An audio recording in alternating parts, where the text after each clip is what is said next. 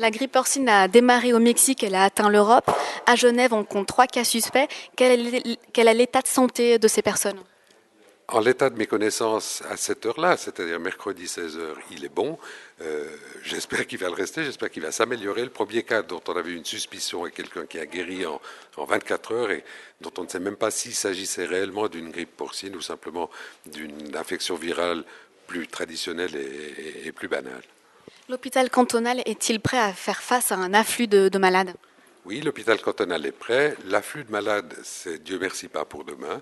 Il y en a très peu pour le moment. Aucun n'est réellement documenté à ce jour. Mais l'hôpital aurait de quoi traiter plusieurs centaines de malades gravement atteints. Euh, donc oui, l'hôpital cantonal est prêt. C'est-à-dire qu'il dispose d'un stock suffisant de Tamiflu, par exemple? Oui, et il a commandé encore un stock supplémentaire avant-hier qui doit lui parvenir aujourd'hui ou demain. Et au niveau cantonal, quelles mesures ont été prises? Alors les mesures sont de deux ordres. Des mesures au niveau des recommandations.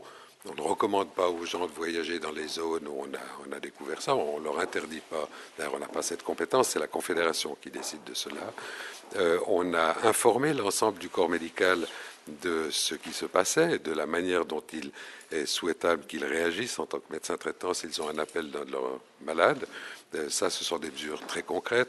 On a établi une hotline qui, dès demain, répondra à l'ensemble des questions. Sur le site Internet de l'État, on peut disposer du plan pandémie cantonal et du plan pandémie à disposition pour les entreprises. C'est quelque chose d'important aussi, si les choses devaient se déclencher.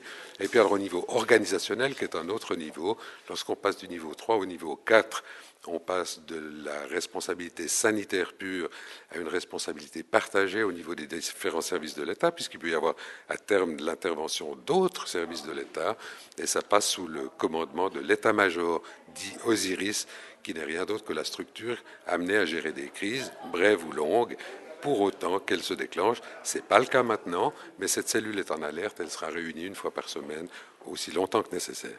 Et est-ce que vous-même, vous avez cédé à la panique et vous vous êtes équipé de masques et de médicaments Tamiflu? Non, non, je n'ai pas cédé à la panique. Je suis très surpris en réalité par la discordance au niveau d'informations dont on dispose et qui n'est pas de très bonne qualité sur la gravité relative que cela paraît prendre au Mexique et l'innocuité relative de la situation du reste du monde où il semble que les gens soient plutôt atteints de manière bénigne, comme par une grippe banale, voire une petite grippe. Mais soyons prudents, c'est un virus qui est papable pour la pandémie, c'est un virus qui peut muter.